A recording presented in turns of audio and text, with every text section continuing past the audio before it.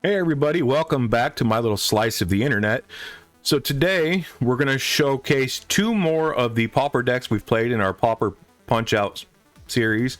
So today I'd like to show you the mono white aggro, which is in my hand, and then I will show you the vampire deck after that. So starting off with the mono white aggro, it's a really fun, really quick little white deck. It does make a lot of quick creatures and just swing at your opponent and try to beat them before they can do anything to you. So starting off, we play the Helpful Hunter. For 1 and a white, you get a 1/1 cat creature, and when this enters, draw a card. We play 3 of those. And after that, I got the Noble Templar. It is kind of hard to read because it is an older card, but it's a 5 and a white, and then attacking doesn't cause this creature to tap, which is old wording for vigilance, but it also has plane cycling for 2, which if you're low on lands, you can just cycle this out of your hand to go get a couple planes if you need them. I have 2 of those. And then we play the Thraben Inspector for 1 white, 1/2 human soldier. When this enters, you investigate. So you create a clue token. It's an artifact with 2, sacrifice this token to draw a card. We play 4 of those. And then I got Crusader of Odric. It's 2 and a white for a star because it's Crusader of Odric's power and toughness is each equal to the number of creatures you control. So if you got 10 creatures, it's a 10/10. If you got 2 creatures, it's a 2/2. But it always comes out as a 1/1 because it does count itself. And we play 4 of those. And then we have Healer's Hawk for a 1 white, 1/1 bird with flying and lifelink.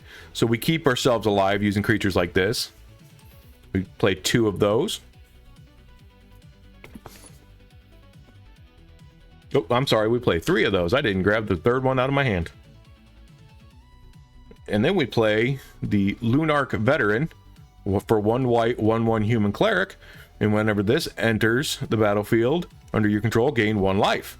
It also has Disturbed for 1 and a white, and I can play this card from my graveyard transformed under my control, which it transforms into the Luminous Phantom, which is a 1/1 flying creature. And then whenever another creature leaves the battlefield, I gain a life.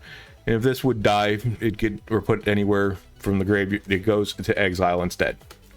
So we do play 4 of those. And then we play the Crawling Chorus for 1 white, 1/1 Phyrexian Horror with Toxic 1, which gives our opponent a poison counter if it hits. And when this creature dies, create a 1/1 colorless Phyrexian Might artifact creature token with Toxic 1, and it cannot block. So it keeps creatures on the field with Toxic for just a moment. And we do play 4 of these. And I play 1 copy of Militia Bugler. It's a 2 and white, 2/3 human soldier with vigilance. When it enters a battlefield, look at the top 4 cards of your library. You may reveal a creature card with power 2 or less from among them and put it to your hand. Then put the rest on the bottom in a random order. And to round out the creatures played in this deck is Dazzling Angel, a 2 and a white, 2/3 flying angel. And whenever another creature enters the battlefield, I gain a life.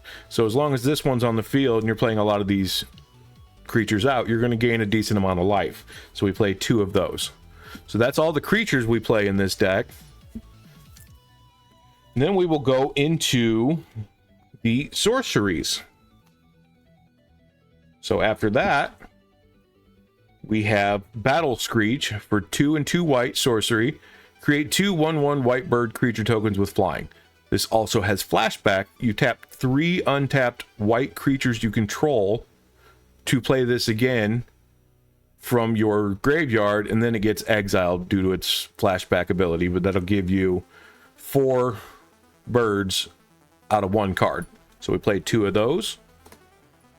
Then we have Gilded Light, 1 and a white, which says you can't be the target of spells or abilities. So it's like Shroud for myself or Hexproof, or nope, just Shroud for myself. And it also has cycling if you don't need the Shroud at the time, so you can draw a card. So we play 3 of those. Then we got Shielded Passage for 1 white instant. So that's all the sorceries. I apologize.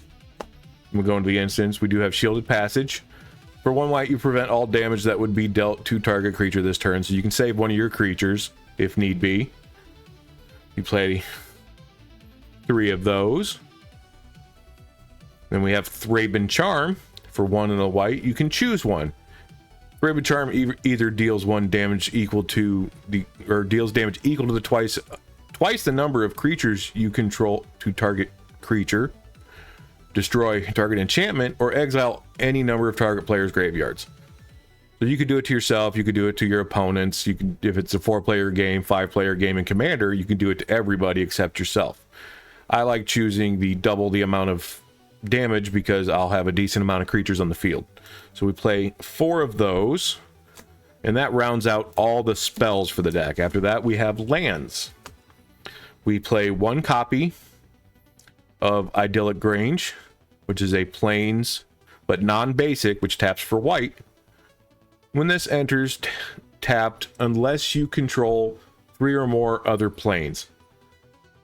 When this enters, untapped, put a 1/1 counter on target creature you control. So as long as you got 3 planes out there, you can get this untapped and put some counters on one of your creatures. We play 1 copy of that.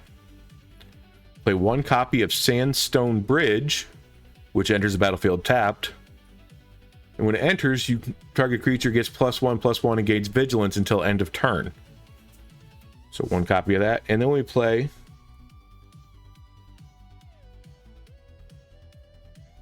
18 planes. And that rounds out this entire mono white aggro deck. Ignore the snow-covered planes. I just didn't have another planes with the old borders, so I played this one instead.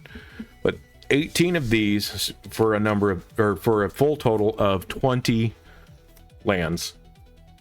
So that is the mono white deck. As you can see, it makes a lot of creatures out very quickly, keeps you with some life gain and stuff like that, and then destroy stuff on your opponent's side to help control the board just a little bit so you can keep pumping out creatures to keep swinging at their face. So give me a second and I will be right back with Rakdos Vampires. And welcome back. That to me that was a minute, but to you that was instantaneous. So this time we're going to show you the Rakdos Vampires, which was one of our early videos on the Pauper Punch-Out series. It's a fantastic little vampire deck. I do like vampires myself. I do have an Edgar Markov deck in Commander, which I will showcase if anybody would like to see that deck list. I will do some of my Commander decks as well, but for now we'll just stick with the Pauper deck. So first creature we have for the deck will be the Baldaran Epicure. It's a 1 red, 1/1 vampire, and when this enters, deal 1 damage to each opponent and create a blood token. So we play 4 copies of that. This deck does create a lot of blood tokens to help you gain life and do some other stuff.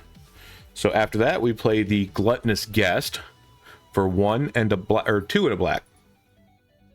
For a 1/4, and it's having trouble focusing on, there it is. So when this enters, you create a blood token, and then whenever you sacrifice a blood token, you gain a life. So sacrificing those blood tokens that any of the other creatures makes will help you gain life. So we play 4 of those. And then we have the Sky March Bloodletter for 2 and a black, 2/2. Flying. When this enters the battlefield, target opponent loses 1 life, you gain 1 life. We play 2 copies of that. Then we play the Blood Petal Celebrant for 1 and a red, 2/1. This creature has first strike as long as it's attacking, and then when it dies, create a blood token. We play 4 copies of that. Then Sanguine Siphoner, 1 and a black, 1/3. When this creature attacks, each opponent loses 1 life and you gain 1 life. There is a lot of life gain in this deck to help you stay alive. So we play 3 copies of that. And we got Vampire Neonate for 1 black, 0/3. Pay 2, tap it, each opponent loses 1 life, and I gain a life. We play 4 copies of that one. And then we have the Blood-Soaked Socialite. This is a harder one to see because it's the only copy I have. 4/3 and a black, 3/3 menace. And when it enters, create a blood token. And then whenever it attacks, I may sacrifice a blood token. And if I do, it gets +2/+2 until end of turn. So as long as you got this and the Gluttonous Guest out, this will attack. You'll sacrifice one of the blood tokens that you've made. This will gain you a life. This will get +2/+2. So we play 2 copies of that. And the final creature we play in this deck is the Marauding Blight Priest for 2 and a black, 3/2. Whenever I gain life, each opponent loses 1 life, which is a lot of these cards will help me gain life, and then I can ping my opponents for at least 1 life. We play 2 copies of that. So that will round out the creatures for this deck. They are abundant. There is a lot of aggro style in this deck as well, but also some life gain and life drain, which is a vampire style. And then we will get into the sorceries for the... No, it was... I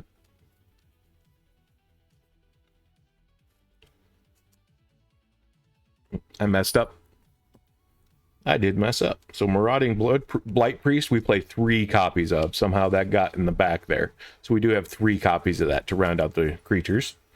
Don't know how I did that, so I apologize. So then to start off with the sorcery, we play Murderous Compulsion. You destroy target tapped creature. It has madness for 1 and a black. So if it's discarded, you pay 1 and a black, and you can play it that way instead of playing 1 and a black the other way. Played 2 copies of that. We play Sovereign's Bite for 1 and a white, or 1 and a black. Then target player loses 3 life and you gain 3 life. And we play 4 copies of that. And that's all the sorceries we play for this deck. In the instance, we have Neonate's Rush for 2 and a red. It does cost 1 less if you control a vampire. And then it deals 1 damage to target creature and 1 damage to its controller, and I draw a card. We play 2 copies of that. We also play 2 copies of Terminate for a black and a red. Destroy target creature. It can't be regenerated. And then we play, for the last of our spells for the deck, we play Tragic Slip for 1 black. Target creature gets -1/-1 until end of turn. If you have Morbid, target creature gets -13/-13 until end of turn if a creature died this turn. So if one of you attack and let one of your creatures dies, you can give something -13/-13 instead of -1/-1. That will round out all the spells for the deck, and now we will look at the land base. Starting off, I do play 7 mountains,